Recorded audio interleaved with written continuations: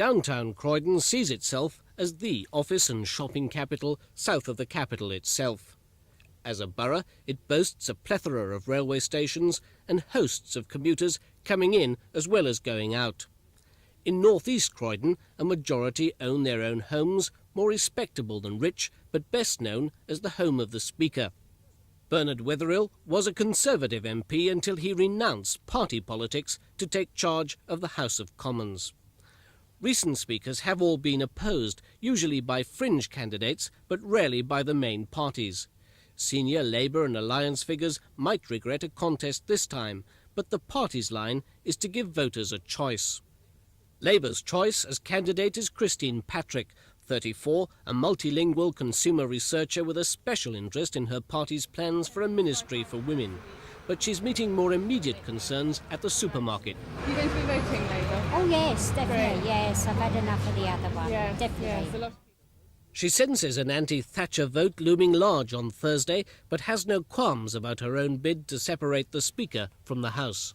Both Labour and Liberals have opposed many times in the past, and Bernard Wetherill has also agreed to this. Everybody's in agreement that it's the only democratic thing to do so that people can have a choice and can vote.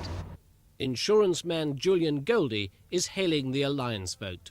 Let's go for Goldie on June the 11th. He just squeezed Labour into third place last time, so from silver is going for gold, but like Labour, doesn't worry about denting what's been described as one of the finer traditions of politics by opposing the Speaker. Certainly at local level, we did not do it without a lot of thought and a lot of discussion. But above all, are concerned that the people should have a right to choose. And this is what not only made me want to come forward again. I was candidate here last time, but I think has got a great deal of interest going here. While Labour and the Alliance pound the streets, family tailor and former Bengal Lancer Mr Speaker is confined to barracks. But from a neutral HQ, non-party and cross-party friends of the Speaker have combined to get him re-elected. A constitutional role doesn't deprive him of constituency responsibilities, but he doesn't seem to mind a contest. I'm both the master and the servant of the House, and I have to share the frustrations of backbenchers in the House, and they have to stand for an election, and there's no real reason why I shouldn't.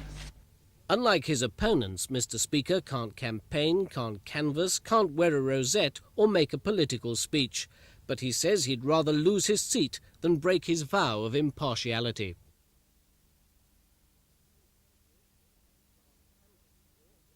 Can't canvass support, can't wear a rosette or make a political speech. But he says he'd rather lose his seat than break his vow of impartiality.